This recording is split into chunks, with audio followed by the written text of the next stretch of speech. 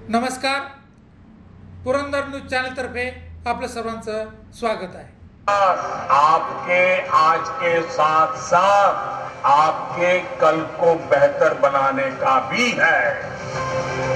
लक्ष्य यही है कि सबकी भागीदारी से महाराष्ट्र के लिए और बेहतर काम हो सके, महाराष्ट्र तेज गति से विकास करे। स्वातंत्र्यानंतर अनेक दशके उलटली तरी महाराष्ट्राचे लाखो शेतकरी सावकारांचं व्याज आणि पिकांच्या अनिश्चिततेमुळे होते त्रस्त। या ठिकाणी सत्कार करतो सरपंच शिवाजीराव फडणवीस यांच्या शुभ हस्ते जयेंद्र भाऊ कांपटे यांचा या ठिकाणी सन्मान करण्यात येतोय। कधी काळी महाराष्ट्रात त्यांचा देखील या ठिकाणी सन्मान करण्यात येतोय। रेल्वे विमानतळांचे आधुनिक त्यानंतर त्या ठिकाणी पांडुरंगदा निगडे यांचा देखील या ठिकाणी सन्मान करण्यात येतोय। आणि कैलाजी जगताप यांचा देखील या ठिकाणी सन्मान करण्यात येतोय। प्रत्येक व्यवहार आता झाले पारदर्शक आणि सोपे। खेलो इंडियाच्या मदतीने तरुण खेळाडू त्याचबरोबर या ठिकाणी सोमनाथजी कंसे यांचा देखील या ठिकाणी सन्मान करण्यात येतोय। अनेक महत्वाकांक्षांचा यांचा देखील या ठिकाणी सन्मान करण्यात येतोय। या संकल्प यात्रेच्या माध्यमातून विकसित भारताच्या सुवर्ण स्वप्नांची पूर्ती करण्याचा त्याचबरोबर राहुलजी यादव यांचा देखील या ठिकाणी सन्मान करण्यात येतोय। त्यांनी सोमनाथजी कंसे यांचा देखील या ठिकाणी सन्मान करण्यात येतोय। सोमनाथजी कंसे त्याचबरोबर या ठिकाणी संयोजक राजूजी कोलते यांचा देखील या ठिकाणी सन्मान करण्यात येतोय। जाधव साहेबांचा देखील या ठिकाणी सन्मान करण्यात येतोय। जाधव साहेबांना विनंती आपण कृपा करून पुढे जायचंय। पंचायत विस्तार अधिकारी गोळेजी साहेब आपल्याला देखील या ठिकाणी सन्मान करण्यात येतो। महिला अध्यक्ष सन्मान्य मंगलताई पवार,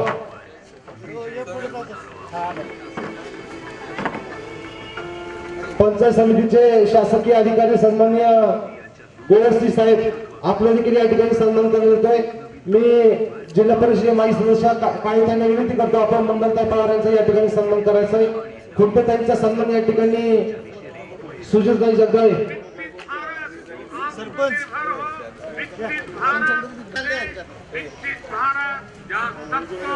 अपने सपने पूरे करने का समान अधिकार। घरकुल विभागाचे अभिजितजी जेजे साहेब यांचा देखील या ठिकाणी सन्मान करण्यात येतो। पुढे या थोडं।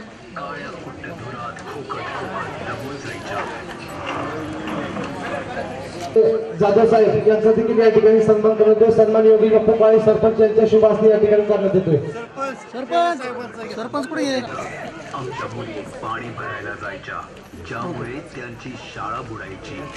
ताटे साहेब यांचा देखील या ठिकाणी सन्मान करण्यात येतोय। शाळेत आहे कारण संकल्प होता घराघरात पाणी पोहोचवण्याचा। स्वास्थ्य करण्यात येतोय। मात्र आता सर्वात अधिक घरं बनली आहेत, ती देखील सर्व सुविधांनी परिपूर्ण, कारण संकल्प होता सर्वांसाठी निष्पक्ष पीएम आवास। पुरंदर तालुका आरोग्य अधिकारी सन्मान्य गरिबी आणि असहायतेच्या जाळ्यात अडकले महाराष्ट्र शासन तालुका आरोग्य अधिकारी सन्मानित काळे साहेबांचा या ठिकाणी सन्मान करण्यात येतोय। साहेबांना विनंती करतो आपण सन्मान घेण्यासाठी पुढे यायचंय।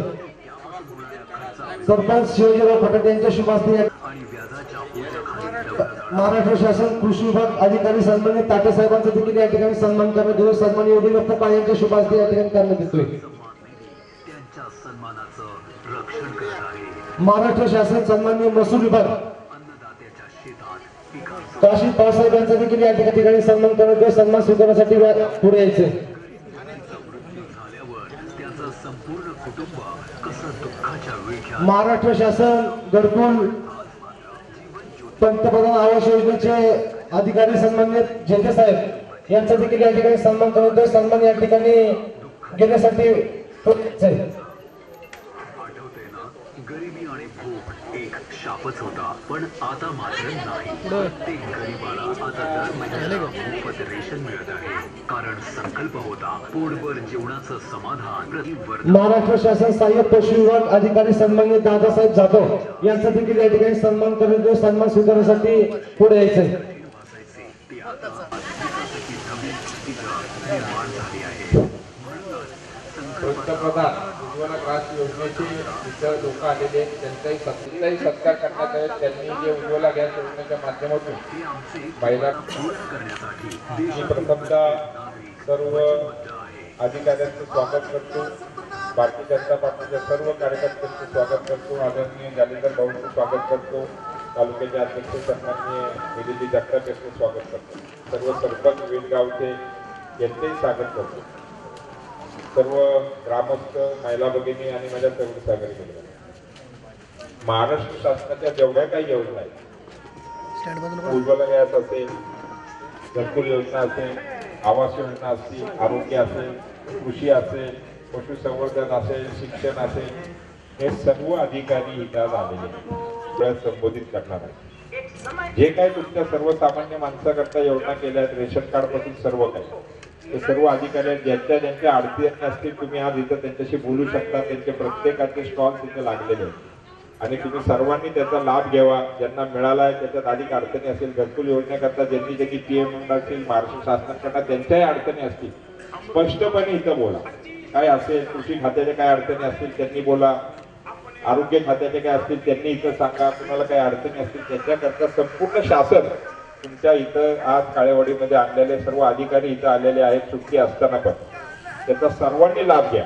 आणि कुणालाही काही अडचणी असल्या प्रत्येक जण इथं प्रत्येक ठिकाणी बसलेले, त्यांची लोक बसलेली, संपूर्ण महसूल खातं इथं आलेलं आहे, पंचायत समिती आलेली आहे, MSCBचे अधिकारी आलेले, सर्व काही इथं तुमच्याकरता आणलेलं आहे.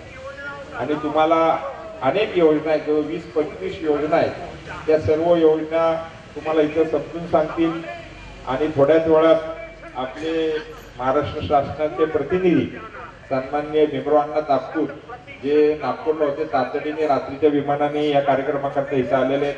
केंद्र शासनातले मॅडम पांडे मॅडम पण इथं थोड्याच वेळात येत आहेत. सर्व काही अख्खं देशातले आणि राज्यातले सर्वजण इथं तुमच्याकरता आलेले, त्याचा तुम्ही लाभ घ्यावा. अधिक काही बोलत नाही. सैनिक कल्याण राज्यमंत्री आदरणीय दादासाहेबांचे या ठिकाणी शुभागमन झाले. मी सर्वांना विनंती आपण त्यांनी यांचं या ठिकाणी स्वागत करायचं. आदरणीयांचे या ठिकाणी शुभागमन होत आहे. या कार्यक्रमाचं औचित्य साधून या ठिकाणी ते या कार्यक्रमासाठी आवर्जून उपस्थित झाले.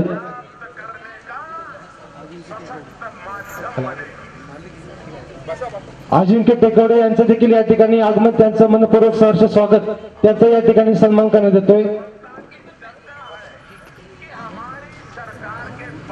या ठिकाणी सन्मान करण्यात येतोय. संदीपजी देवकर यांचा देखील या ठिकाणी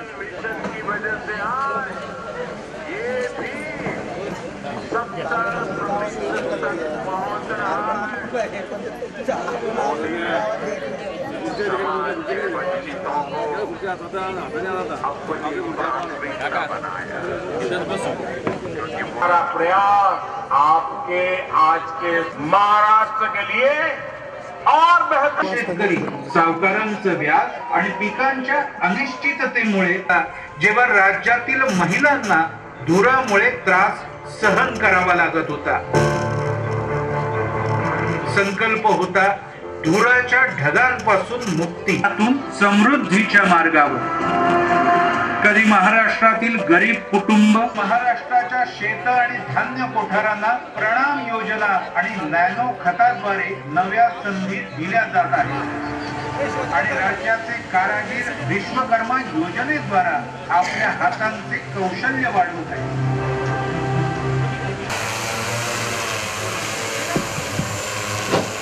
सर्व लोकांना मी सांगू इच्छित आहे, हे जे मशीन तुमच्या मागे चालू आहे की कृषी खात्याच्या माध्यमातून केंद्र शासनाने पाठवलेली योजना नाही.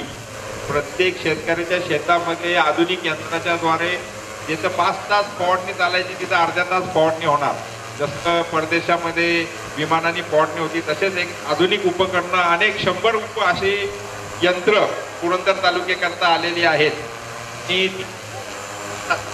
आणि तुमच्या शेतात कशालाही तुम्हाला औषध फवारणी करायचे, मी जास्त वरती न्यायला लावत नाही, कारण का मंदिर आहे, महिला विला बसलेल्या आहेत आणि त्याच्यामध्ये ते औषध आहे, खाली पांढरा टँक आहे त्याच्यात औषध आहे, बाजूला आहे त्याच्यातनं ते औषध फवारणी होणार आणि अर्ध्या तासात 5-5 एकराला फवारणी होती आणि अतिशय चांगल्या पद्धतीने आधुनिक शेती करता हे चालू केलेलं आहे. अशा अनेक योजना आहेत, आरोग्याकरता आहेत, गॅस सिलेंडरच्या आहेत, सगळं काही तुमच्याकरता केलेलं आहे. दाखवायचं प्रात्यक्षिक आहे इथं, हे चालू केलेलं आहे इथं. चालू करा. घराचं स्वप्न होतं, संकल्प होता, त्यांच्यासाठी शक्य उलटली, पण महाराष्ट्रातील गरीब उपचाराने वंचित होते. संकल्प होता सर्वांना औषध, सर्वांना, हे अत्यंत कठीण काम होतं. संकल्प होता व्यवसाय आणि उद्योगाच्या उत्तम संधी निर्माण करणे. आज 20,000पेक्षा अधिक नवे स्टार्टअप समृद्धी आणि रोजगार आणत आहे. अधिक कुशल हातांना मिळत आहे विश्वकर्माची साथ. कधी काळी महाराष्ट्रात पायाभूत सुविधांची स्थिती अत्यंत वाईट होती. संकल्प होता उत्तम कनेक्टिव्हिटीचा. आज महाराष्ट्रात रस्ते, रेल्वे, विमानतळांचे आधुनिकीकरण यांच्यामुळे राज्याचा विकास दुप्पट वेगाने होत आहे. आज महाराष्ट्र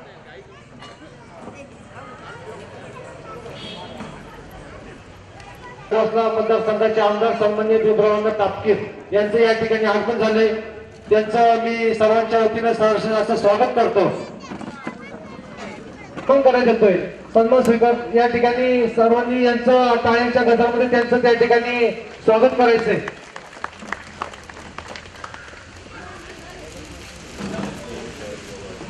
नगरसेवक किशोरजी पोकळे आपलं देखील या ठिकाणी सन्मान करण्यात येईल. नगरसेवक किशोरजी पोकळे, तालुका अध्यक्ष सन्माननीय निलेश जगताप यांना विनंती करतो आपण त्यांचा त्या ठिकाणी सन्मान करायचा आहे.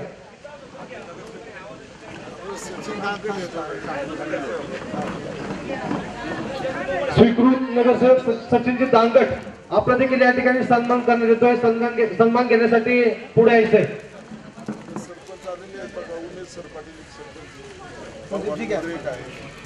माजी सरपंच सन्माननीय उमेशजी धावडे पाटील सर पाटील आपले या ठिकाणी सन्मान करण्यात येतोय. सन्मान घेण्यासाठी पुढे यायचंय.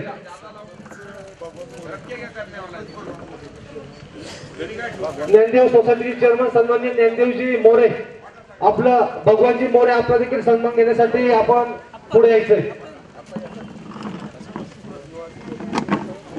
युवा अध्यक्ष सारंगजी नवले आपला देखील या ठिकाणी सन्मान केला जातोय. सन्मान घेण्यासाठी पुढे यायचंय.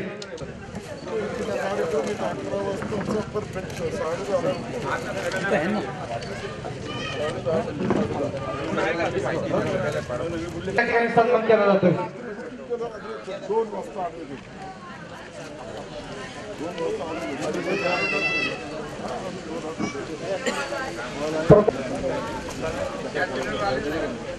या ठिकाणी आलेल्या सर्वांना विनंती करतो, या ठिकाणी केंद्र शासनाचा या ठिकाणी सरळ ऍप हा आपल्या मोबाईल मध्ये त्या ठिकाणी सर्वांनी डाउनलोड करायचा आहे आणि त्या ठिकाणी आलेली सर्व व्यवस्थित पद्धतीने त्या ठिकाणी माहिती आपण त्या सरळ ऍपच्या माध्यमातून त्या ठिकाणी भरायची. आपला संपर्क भारत विकास याच्या कॅलेंडरचा शुभारंभ महाराष्ट्र शासनाचे प्रतिनिधी व आपल्या सर्वांचे लाडके आमदार जे रात्री 800-900 किलोमीटरचा प्रवास करून नागपूरवरनं आपल्या सर्वांच्या भेटीकरता पंतप्रधानांचा निरोप घेऊन इथं आलेले आहेत आणि आदरणीय देवेंद्र भाऊंचा निरोप घेऊन इथं आलेले आहेत. त्यांच्या शुभ हस्ते आपण प्रातिनिधिक स्वरूपामध्ये व जालिंदर भाऊंच्या शुभ हस्ते 5 कॅलेंडरचा शुभारंभ ग्रामस्थांना देऊन करतोय. मी सरपंचांना विनंती करेल की 5 महिलांना बोलून ते कॅलेंडर त्यांना देण्यात यावे.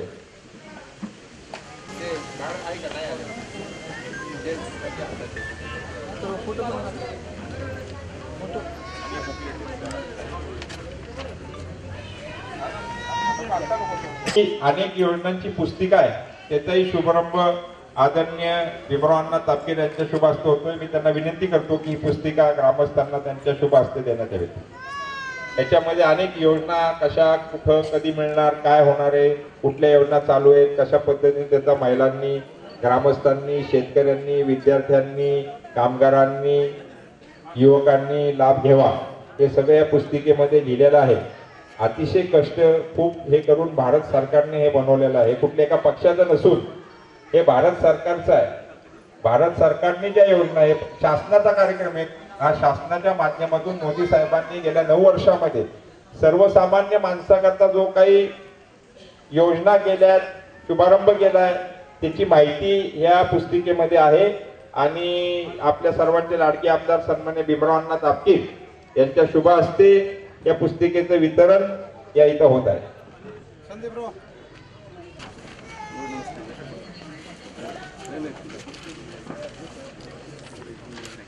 त्यांना फोटो काढून घ्या या.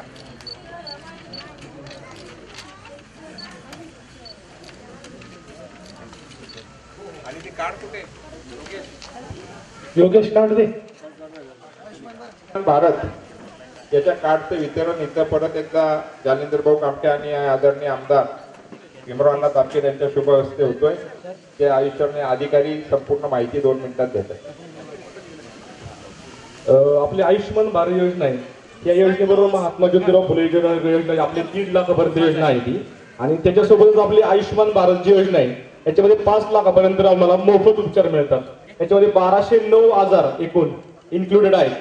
त्यामध्ये पुण्यामध्ये आपले 72 हॉस्पिटल आहेत. आपल्या पुरंदर तालुक्यामध्ये 72 हॉस्पिटल आहेत. आपल्या पुरंदर तालुक्यामध्ये 2 हॉस्पिटल येणार आहेत नवीन आपल्याकडे.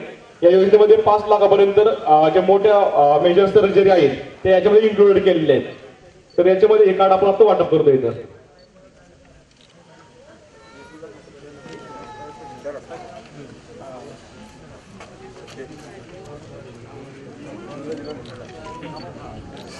अजून कोण आहे का महिला? 5 लाख रुपयापर्यंतचा आरोग्य उपचार या आयुष्यमान भारत कार्डच्या माध्यमातून होतं. आपण पाहतोय जे काही लोक खाजगी विमा उतरवतात त्यांना 5 लाख रुपयापर्यंत विमा उतरवण्यासाठी 22,500 रुपये हप्ता इतर कोणत्याही हेल्थ स्कीमचा असतो. आणि आज हे आपल्या नरेंद्र मोदी साहेबांच्या माध्यमातून आपल्याला हे मोफत कार्ड मिळते. याचं खरं तर प्रत्येक व्यक्तीने ते काढून घेतलं पाहिजे. आपल्या महाराष्ट्रातील 12.5 कोटी जनतेला हे मोफत कार्ड मिळणार आहे. आणि इथून पुढे आपल्याला त्याच्या माध्यमातून उपचार हे मोफत होणार आहे. त्यामुळं हे याचा लाभ सर्वांनी घ्यावा. कारण की आपण पाहतो कोणतेही कुटुंब आणि कोणत्याही कुटुंबातील व्यक्ती ज्यावेळेस आजारी पडतो त्यावेळेस ते आजारी असणारा व्यक्ती चिंतेत असतो की माझा खर्च घरचे कसे करणार. आणि बाहेरची व्यक्ती विचार करत असतात आपला माणूस नीट होण्यासाठी खर्च कसा आपण करायचा. हा बारीक विचार करून आपल्या देशाचे पंतप्रधान आदरणीय नरेंद्र मोदी साहेबांनी हे कार्ड मोफत देण्याचा निर्णय घेतलेला आहे. त्यामुळं या कार्डचा काढून सगळ्यांनी घ्यावा आणि त्याचा वापर करावा अशी आपल्या सर्वांना विनंती.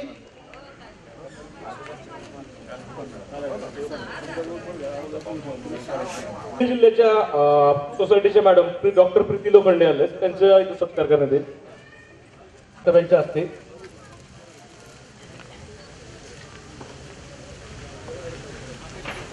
धन्यवाद. ते आदरणीय संदीपजी बेलदरे उपस्थित आहेत. जिल्हा या विकास रथ योजनेचे जिल्हा सहसंयोजक आहेत ते. त्यांचा सत्कार आपले सरपंच शिवाजी काटाटे करतील.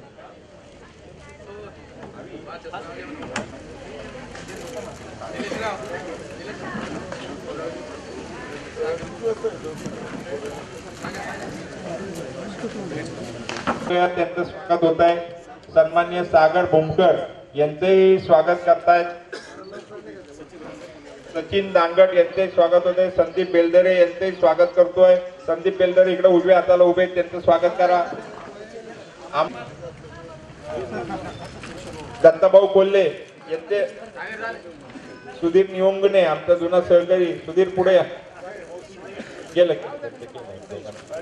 यशवंतराव लायगुडे यांचे आम्ही स्वागत करतो, त्यांनी पुढे यावं. सारंग नवले त्यांनाही पुढे याची विनंती करतो, त्यांचे स्वागत करतो. असेल आरोग्य खाते असेल, महसूल असेल, कृषी असेल, शिक्षण असेल, सर्वांना माझी विनंती की त्यांनी त्यांची लिस्ट आदरणीय भीमराव अण्णा तापकीर यांच्याकडे द्यावी. बापूसाहेब पोकळे यांचे स्वागत करतायत.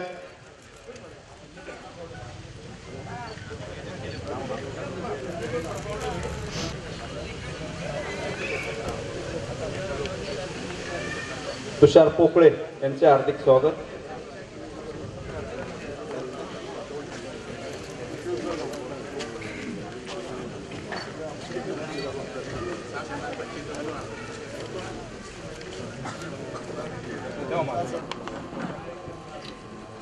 सर्व उपस्थित दिवे ग्रामपंचायतमधील अंतर्गत असणाऱ्या काळेवाडी या वाडीमध्ये उपस्थित असलेले सर्व ग्रामस्थ, आजी माजी सरपंच, उपसरपंच, आमचे शेतकरी बांधव, उपस्थितामध्ये पुरंदरचे सुपुत्र आणि ज्यांनी या भागाचं दीर्घकाल असं नेतृत्व केलं आणि माजी मंत्री म्हणून चांगल्या प्रकारे काम केलं, ते तुम्हा आम्हा सर्वांचे श्रद्धास्थान असलेले दादा जाधवराव, ज्यांनी अतिशय चांगल्या प्रकारे या ठिकाणी प्रश्न उत्तर करून सवाल जबाब ज्याला म्हणतो की आपण कुठेतरी पाहत असतो. आणि बाबाराजे तुम्ही इतके हुशार आहात की तुम्ही अधिकाऱ्यांना बोलतं करण्याचं काम केलं. ते आपले बाबाराजे जाधवराव, आमचे जानेंद्र भाऊ कामठे, उपस्थितामध्ये आमच्या दगडेताई जगताप, माझ्याबरोबर आलेले भारतीय जनता पार्टी खडकवासला मतदारसंघाचे सर्व पदाधिकारी, प्रत्येकाची नावं घेत नाही, उपस्थित सर्वच मान्यवरांची नावं घेतली असं आपण समजावे. खरं तर संकल्प विकासाचा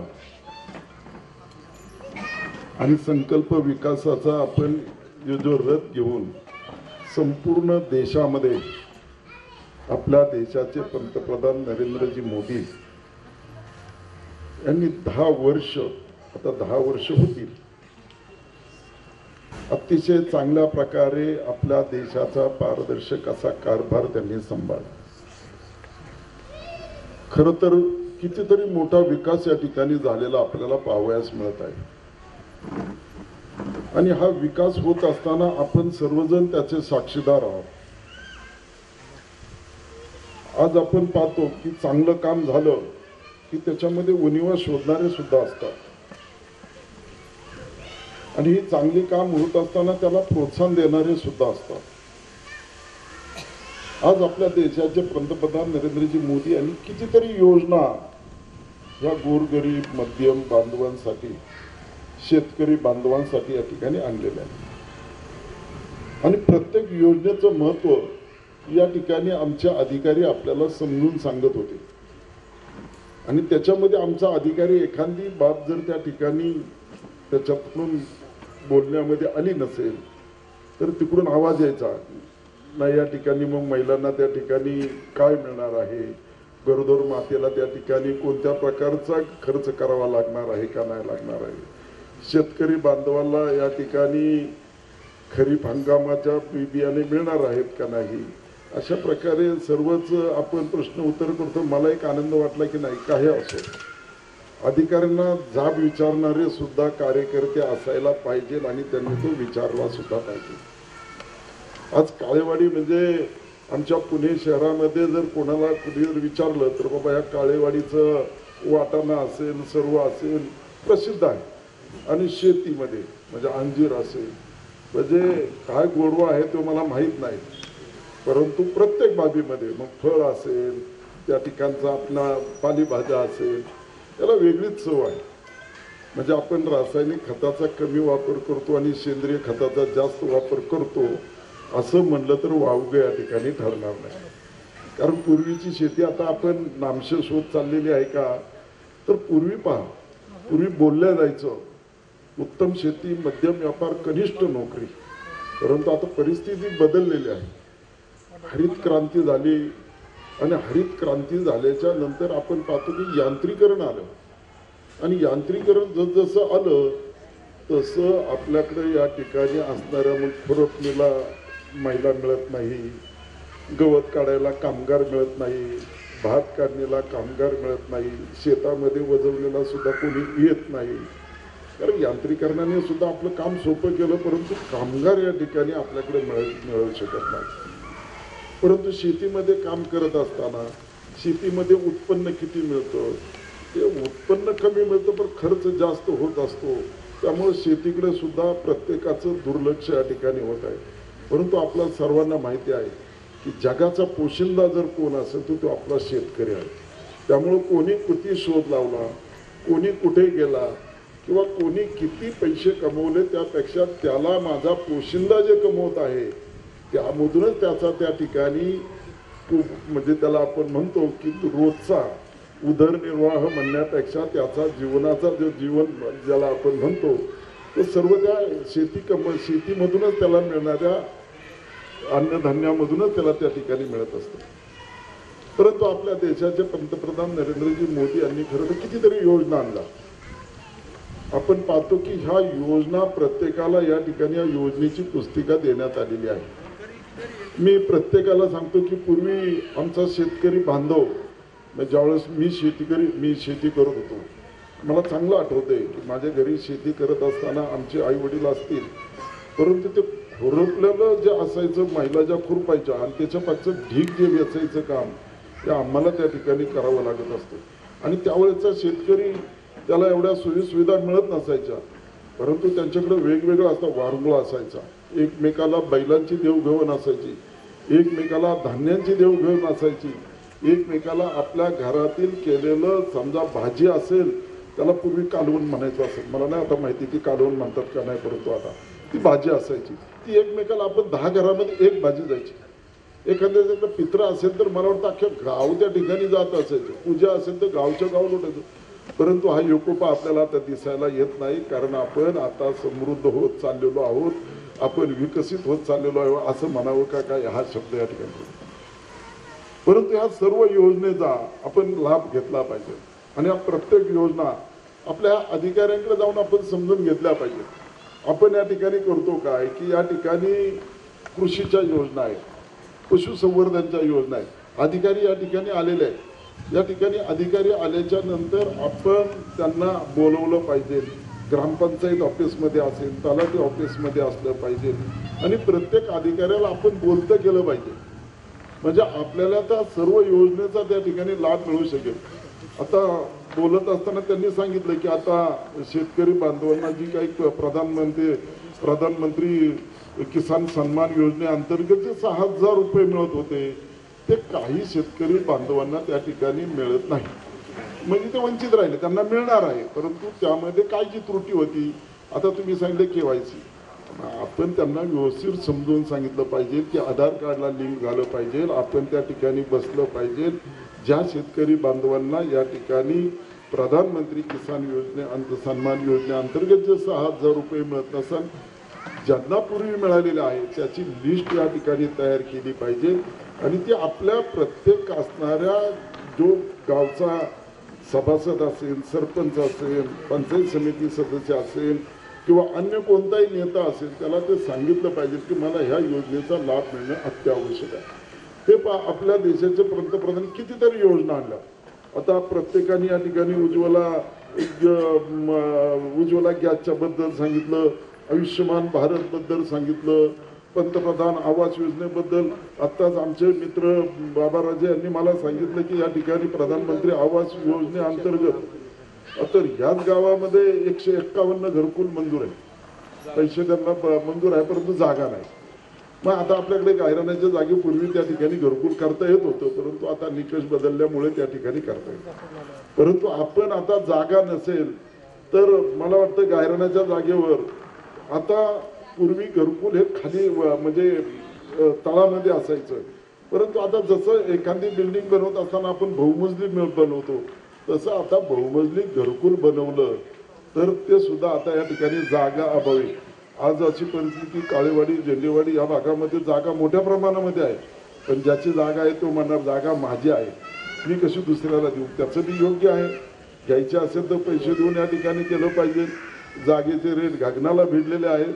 त्यामुळे अशा परिस्थितीमध्ये ही या ठिकाणी असणारी घरकुल योजना या ठिकाणी जागे अभावी या ठिकाणी ती होऊ शकत नाही.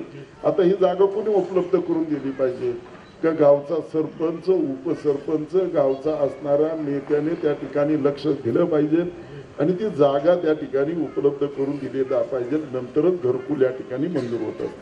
आता पाहता आपण उज्ज्वला गॅसमध्ये सुद्धा त्यांनी सांगितलं की KYC करावी लागेल ते आपण केलं पाहिजे. कारण प्रत्येक बाबीमध्ये जर आपल्याला त्या ठिकाणी लाभ पाहिजे असेल तर त्या सरकारने असणाऱ्या निकषाप्रमाणे आपण त्या ठिकाणी त्याची त्या ठिकाणी निकषाप्रमाणे त्या ठिकाणी त्याची कागदोपत्री पूर्तता केली पाहिजे. मग आधार कार्डाची जोडणी त्या ठिकाणी केली पाहिजे. आपण पाहतो की जलजीवन मिशन अंतर्गत आपल्याला येणारं पाणी, आता तुम्हा सर्वांना माहिती आहे की पूर्वी महाराष्ट्र प्राधिकरण जीवन योजना होती, परंतु या योजनेअंतर्गत महाराष्ट्र जीवन प्राधिकरण योजनेअंतर्गत पाणी त्या ठिकाणी असणाऱ्या गावाला मिळणारा निधी आणि त्याच्यामध्ये ठेकेदार आणि त्या ठिकाणी शासकीय अधिकारी यांच्यामध्ये झालेलं संगनमत, त्यामुळे ती योजना गावापर्यंत व्यवस्थितपणे पोहोचत नाही. परंतु आपण पाहतो की आता या ठिकाणी जलजीवन मिशन अंतर्गत मोठ्या प्रमाणामध्ये निधी मिळाला आहे. 16 कोटी रुपये. आता मला सांगा 16 कोटी रुपये धरत असताना प्रत्येक अधिकाऱ्यांनी या ठिकाणी आगाऊ रक्कम धरलेली आहे. कोणत्याही अधिकाऱ्यांनी या ठिकाणी कमी रक्कम धरलेली नाही. याचं कारण एकच, कारण हे काय राज्य सरकारचे पैसे नाही, केंद्र सरकारकडून पैसे येणार आहे. मग केंद्र सरकारकडून मोठ्या प्रमाणामध्ये पैसे उपलब्ध आहेत. त्यामुळे मागत असताना कोणत्याही अधिकाऱ्याने 5 रुपयाच्या ऐवजी 7 रुपये मागितलेले किंवा 100 रुपयाच्या ऐवजी 150 रुपयाची मागणी या ठिकाणी केली. म्हणून गावकऱ्यांनी सुद्धा जागरूक असलं पाहिजे. सर्व अधिकाऱ्यांनी किंवा ग्रामस्थांनी सुद्धा जागरूकतेने ह्या योजनेकडे पाहिलं पाहिजे. आपली ही योजना अंतर्गत प्रत्येक घरामध्ये नळाने पाणी मिळणार आहे का, प्रत्येक वाड्या वस्तीमध्ये ते पाणी मिळणार आहे का, त्याचं नियोजन केलेलं आहे का, त्याचा विकास आराखडा चांगला केलेला आहे का, हे सर्व पाहण्याची जबाबदारी या ठिकाणी सर्व ग्रामस्थांची या ठिकाणी आहे. आपल्या देशाचे पंतप्रधान पहा, आज आपण विकसित भारताचं स्वप्न पाहतोय आणि विकसित भारत हा होत चाललेला. याचं कारण म्हणजे आपण पहा कितीतरी विकास या ठिकाणी आपल्याला झालेला दिसत. पूर्वी आपण कधीतरी ट्रेनमध्ये बसत असाल आणि ट्रेनमध्ये बसल्याच्या नंतर आपण ज्यावेळेस स्टँडवर जात होतो त्यावेळेस 2014ची परिस्थिती काय होती की आपण ज्यावेळेस त्या रेल्वे स्टेशनला गेलो की आपल्याला त्या ठिकाणी दुर्गंधीयुक्त वास येत होता. आज ती परिस्थिती राहिली का? आज आपल्या सांगा, आपल्या देशाचे पंतप्रधान नरेंद्रजी मोदी यांनी त्या ठिकाणी रेल्वेमध्ये किती सुधारणा केली, कितीतरी आपल्यासाठी आपल्या सर्व गोरगरीब बांधवांसाठी त्या ठिकाणी स्टँड तयार केलं, बसण्यासाठी आपल्याला बेंचेस उपलब्ध करून दिले, जेवणासाठी चांगल्या प्रकारची सुविधा उपलब्ध करून दिली, ज्येष्ठ नागरिकांसाठी सरकते जिने त्या ठिकाणी उपलब्ध करून दिले. म्हणजे एक प्रकारे आपण पाहतो की विकसित होणारा आपला भारत आपल्याला दिसलाय. कितीतरी आपण पहा की आता आपण पाहतो की जो आपल्याकडे असणारा हा चौपदरी मार्ग आहे, आता 6 पदरी मार्ग किती 4,000 कोटी रुपये आपल्याला दिलं. म्हणजे आज जो पालखी मार्ग होत आहे या पालखी मार्गासाठी आपले केंद्रीय मंत्री म्हणजे आपल्याकडं कितीतरी मोठ्या प्रमाणामध्ये या ठिकाणी पुरंदर ते आपला पुणे ते पंढरपूर रोड म्हणजे खरं आपण पाहतो की या ठिकाणी मोबदला म्हणजे शेतकरी बांधवांना तुम्ही जर तुमच्या 4 ते 5 पटीने मोबदला या ठिकाणी मिळालेला आहे. म्हणजे एका व्यक्तीला या ठिकाणी पर गुंठा 8-10 लाख रुपये मिळालेला आहे. अशा प्रकारे 200 कोटी रुपये या पुरंदरला मिळालेले आहे. म्हणजे एक पहा की आपल्या रस्ता गेला जागेचा मोबदला 4-5 पटीने मिळाला, परंतु रस्ता मोठा झाल्याच्या नंतर त्याचा फायदा आपल्यालाच होणार आहे. उद्योग व्यवसाय व्यापार या ठिकाणी वाढीस होणार आहे. या ठिकाणी विमानतळ आपल्याकडे या आंतरराष्ट्रीय दर्जाचं विमानतळ होत आहे. एक प्रकारे हा भाग जरी शहरापासून दूर असला तरी शहर तुमच्याकडे धावत आहे. तुम्ही शहराकडे धावण्याची आता गरज राहिली नाही. आज शहराचा प्रत्येक नागरिक येतोय पुरंदरला जागा मिळेल का, पुरंदरला 2 गुंठे जागा मिळेल का, 5 गुंठ्यामध्ये माझं त्या ठिकाणी शेड टाकायचं आहे. म्हणजे आज पुरंदर हे शहराकडे न धावता शहर पुरंदराकडे धावत आहे. तरी याचाच अर्थ आपल्या देशाच्या पंतप्रधानांनी जे केलेला विकास आहे त्या विकासाला पाहून शहर सुद्धा आता ग्रामीण भागाकडे या ठिकाणी धावत आहे. आपण पाहतो की काही म्हणजे या ठिकाणी जसं रेल्वे मार्ग केले तसे सागरी मार्ग असतील किंवा त्या ठिकाणी हवाई मार्ग असतील, हवाई अड्डे असतील, कितीतरी सुधारणा या ठिकाणी केलेली असेल. कितीतरी संख्येने त्या ठिकाणी मोठी वाढ झाली. आज आमच्या या ठिकाणी महिला भगिनी उपस्थित झालेल्या आहे. खरं सांगा की या ठिकाणी आपल्याला आता लोकसभा आणि विधानसभेमध्ये सुद्धा 30% आरक्षण, म्हणजे आज आपल्याला 30% आरक्षण देण्याचा जर कोणी धाडस केला असेल ते आपल्या देशाचे पंतप्रधान नरेंद्रजी मोदी यांनी केलेलं आहे. म्हणजे 30% आरक्षण आमच्या महिला भगिनी आता जसे आज विधानसभेमध्ये जे आमदार दिसत आहे त्यांची संख्या या ठिकाणी 5 ते 10% सुद्धा नाही, आता ती 30% दिसणार आहे. म्हणजे या ठिकाणी महिलांचा आवाज या ठिकाणी लोकसभा आणि विधानसभेमध्ये सुद्धा गुंजणार आहे. म्हणजे हे जर चांगलं काम आपल्या देशाच्या पंतप्रधान नरेंद्रजी मोदींनी केलं. आज मला सांगा राम मंदिरासारखा मुद्दा आहे, मला तर या ठिकाणी हा मुद्द्यावर मी बोलेन, परंतु खरं सांगायचं झालं तर कितीतरी प्रश्न, म्हणजे आज तिहेरी तलाकचा सत्कार मुस्लिम बांधवांसाठी असणाऱ्या तिहेरी तलाक, एकदा तलाक, दोनदा तलाक, तीनदा तलाक म्हणला की त्या बिचाऱ्या महिलेला त्या ठिकाणी तलाक द्यायला लागेल. म्हणजे मोबाईलवर बोलायचे, तोंडी बोलायचे, म्हणजे जणू काय अशा प्रकारची मक्तेदारी मोडण्याचं काम जर कुणी केलं असेल तर देशाचे पंतप्रधान नरेंद्रजी मोदी यांनी.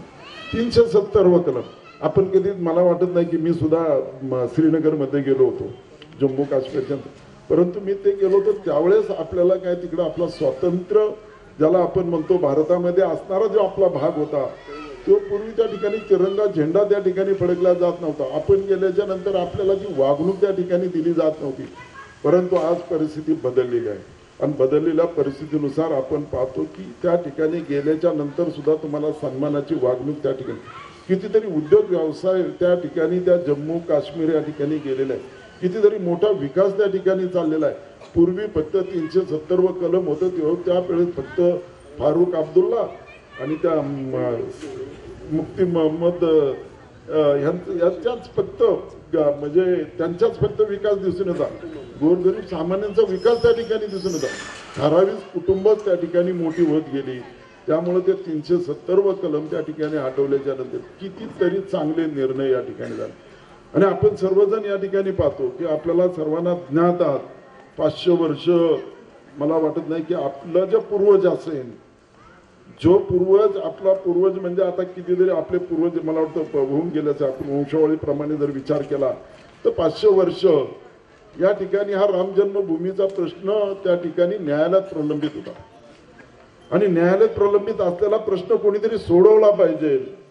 आणि या सोडवण्यासाठी प्रत्येक ठिकाणी ज्यावेळेस निवडणुका यायच्या त्यावेळेस भाजपच्या पुढे लोक वेगवेगळ्यांनी हिनवण्याचं काम त्या ठिकाणी करत असायचे, परंतु जे जे भारतीय जनता पार्टी नरेंद्र मोदींनी जे जे उद्गार काढले ते सर्व उद्गार त्यांनी 370 कलम असेल, या ठिकाणी राम जन्मभूमी असेल, तिहेरी तलाक असेल किंवा समान नागरी कायदा असेल, ह्या संदर्भामध्ये सुद्धा योग्य त्या दिशेने योग्य ती वाटचाल त्या ठिकाणी सुरू आहे. आपण पाहतो की आता राम मंदिर होत आलेलं आहे आणि राम मंदिर होत असताना आपल्या सर्वांना या ठिकाणी विनंती करतो की या ठिकाणी हे राम मंदिर होण्यासाठी आपण पाहतो की मला या ठिकाणी बसल्याच्या नंतर मी खाली बसत होतो आणि हे श्रीराम मंदिर पाहिल्याच्या नंतर हुबेहूब जर त्या ठिकाणी आपण अयोध्याचं जर राम मंदिर पाहिलं, त्या अयोध्याच्या राम मंदिरामध्ये ज्या ठिकाणी रामलल्लाचं या ठिकाणी प्राणप्रतिष्ठा होणार आहे सेम तशीच या ठिकाणी केलेला आहे. फक्त त्याचा जो पुढचा भाग जो त्यांनी केलेला आहे तो त्या ठिकाणी मोठा विकसित केलेला आहे, परंतु तुमचं राम मंदिर जे बनवलेलं आहे म्हणजे याच्यामध्ये जसं आपण 3 कलश पुढं आहेत, प्रत्येक कोपऱ्याला एक एक कलश घेतलेला आहे, मुख्य एकच कलश घेतलेला आहे, सेम टू सेम म्हणजे लोकवर्गणीतून. आणि लोकवर्गणीतून म्हणजे 500 वर्षापूर्वीचं जे स्वप्न होतं ते काळेवाडीने मला वाटतं केव्हाच म्हणजे त्या ठिकाणी साकार केलेलं आहे असं जर म्हणलं तर वावगं ठरणार नाही, कारण एवढं भव्य दिव्य संपूर्ण पुरंदरच नव्हे तर या पुणे जिल्ह्यामध्ये एवढं मोठं राम मंदिर नसेल, असेल तर मग ते पौराणिक ऐतिहासिक काळामधलं असेल किंवा पुरातत्व विभागाचा असेल, परंतु स्वखर्चाने आणि गावकरच्या सर्व लोकवर्गणीतून झालेले हे भव्य दिव्य श्रीराम मंदिर हे एकमेव काळेवाडीचंच असेल असं मला या ठिकाणी वाटतं. आणि या ठिकाणी 22 जानेवारीला खरं तर आम्हाला हा कार्यक्रम आलेला आहे. 1 जानेवारी ते 15 जानेवारी आम्ही प्रत्येक जण, आता आपले बाबाराजे बसलेले आहेत ते काळेवाडीच्या प्रत्येक घराघरामध्ये जाणार, त्यांचा कार्यकर्ते असणार, ते कार्यकर्ते जाणार त्या ठिकाणी प्रभू रामचंद्राची छोटीशी या ठिकाणी तस्वीर असेल ती घरोघरी देणार. आणि तर ती 1 ते 15 तारखेपर्यंत आपण राजे हा कार्यक्रम घरोघरी राबवायचा आहे. आणि आपल्याला या ठिकाणी प्रभू रामचंद्राच्या आणि त्या अक्षदा येणार आहेत. पण हे सर्व आपल्याला घरोघरी करायचं आहे.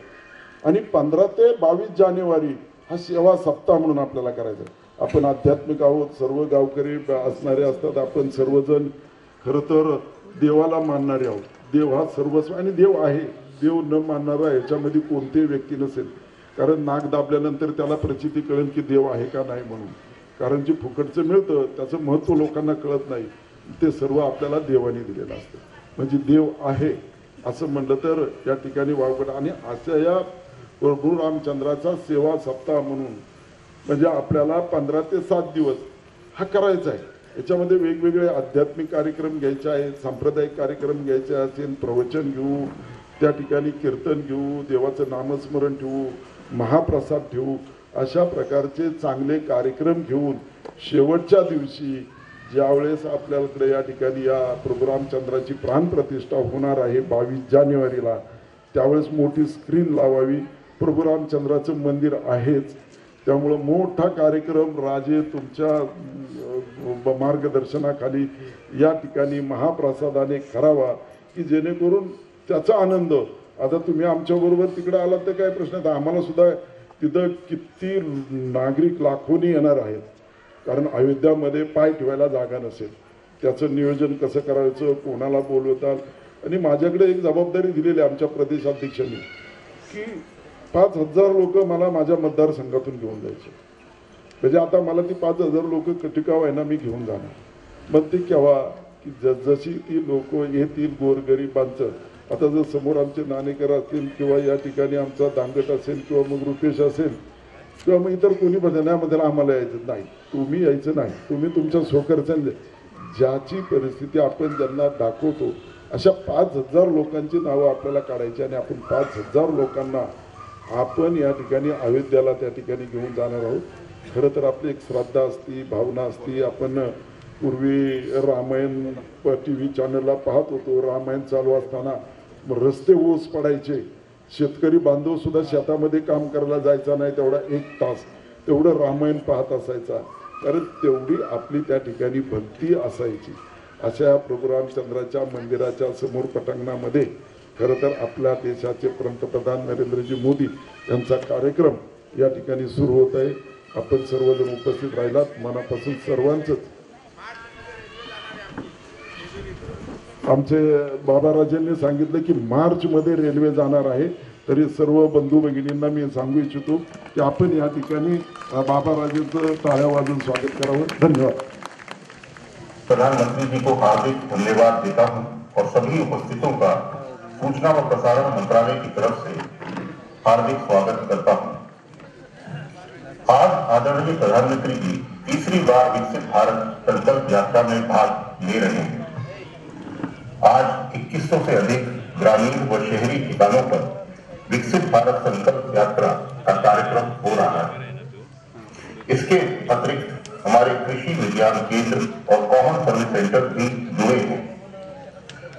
15 नवंबर 2023 को जनजातीय गौरव दिवस के दिन माननीय प्रधानमंत्री जी ने झारखंड राज्य के खूंटी जिले में विकसित भारत संकल्प यात्रा का शुभारंभ किया था। 68 आदिवासी जिलों से शुरू हुई यात्रा आज देश के सब कोनों में पहुंच गई है। वो सभी जगह नागरिक अतिशय उत्साह से यात्रा में भाग ले रहे हैं। मैं सर्वप्रथम माननीय सूचना और प्रसारण मंत्री श्री अनुराग ठाकुर जी जो हिमाचल प्रदेश के कांगड़ा जिले से जुड़े हैं उनको स्वागत संबोधन के लिए आमंत्रित करता हूं। देश के यशस्वी प्रधानमंत्री आदरणीय नरेंद्र मोदी जी, सभी माननीय राज्यपाल, सभी माननीय मुख्यमंत्री, सभी माननीय केंद्रीय एवं राज्य के मंत्रीगण, सभी माननीय सांसद, पंचायतों में लगभग 1,20,00,000 लोग सीधे उन स्थानों तक पहुंचकर जागरूक भी हुए हैं और इन सेवाओं का लाभ भी लिया है। ये आपकी सोच के कारण संभव हो पाया। जहां पर उज्ज्वला योजना के नए गैस कनेक्शन के लाभार्थी या फिर प्रधानमंत्री आवास योजना की बात हो, टीबी की स्क्रीनिंग करनी हो, टीबी मुक्त भारत बनाना हो, या फिर आयुष्मान भारत के कार्ड बनने हो, या जो आपने कहा है कि विकसित भारत 2047 तक बनाएंगे, तो आज देश के लोग माई भारत प्लेटफॉर्म पर भी जुड़ रहे हैं। जो myBharat.gov.in इस पर ऑनलाइन रजिस्टर कर रहे हैं, स्वयं सेवक बन रहे हैं, नेतृत्व की क्षमता के उसको बढ़ाने का काम उसके माध्यम से किया जा रहा है।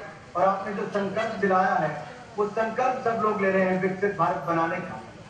आपने पिछले 9 वर्षों में भारत को 10वें नंबर की अर्थव्यवस्था से दुनिया की 5वीं सबसे बड़ी अर्थव्यवस्था बना दिया है, जिसके लिए हम आपके आभारी हैं।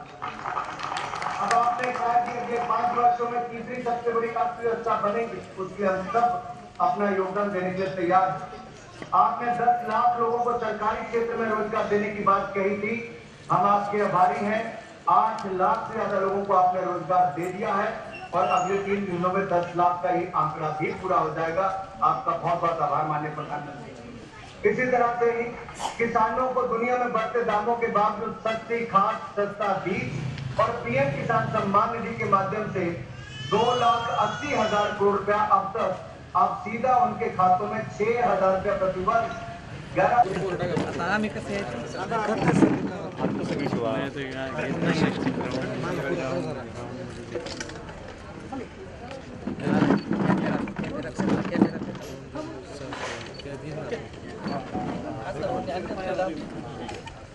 भारतीय जनता पार्टीचा विजय असो. भारत माता की जय. वंदे मातरम. वंदे मातरम. छत्रपती शिवाजी महाराज की जय. हर हर महादेव.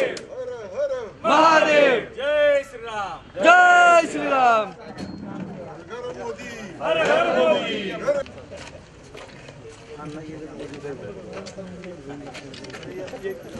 झालं का?